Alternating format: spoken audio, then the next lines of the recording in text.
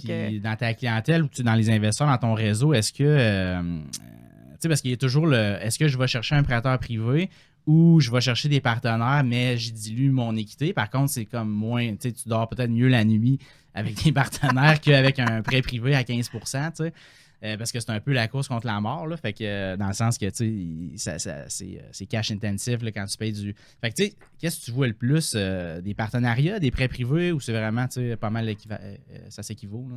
ben, je vois les deux, mais je pense que c'est toujours une question de timeline. Tu sais, à un moment donné, quand tu t'embarques dans un projet un peu atypique qui va te demander d'aller chercher des fonds additionnels, ton timeline, c'est quoi? Ton horizon, c'est quoi? Puis, il faut savoir qu'on va tout le temps se padder un petit peu parce que si tu penses que ton timeline est de 6 mois, il y a de bien des chances que ça finisse Ouais. à 14-18, là. Surtout maintenant. Là, tout est plus long qu'avant. Mhm.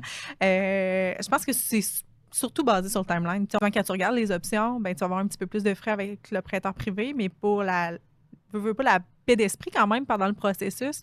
Puis, Parce que tu as moins, tu sais, exemple, je pense, tu sais, mettons, un projet de construction ou même d'optimisation avec des travaux, tu as peut-être moins de lourdeur, tu sais, de contrôleur de administrative. coûts, tu sais, de tout devoir justifier à chaque étape.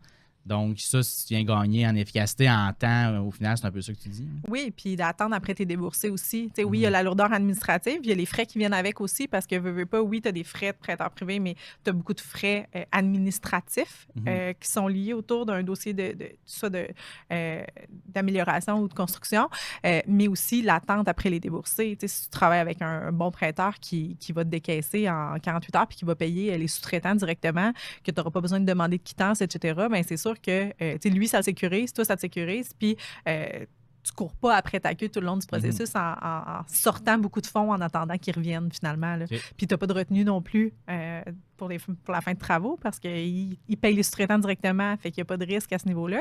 OK. Fait que c'est sûr que chaque type de projet a sa meilleure option, puis en fonction de l'investisseur, puis des liquidités disponibles aussi.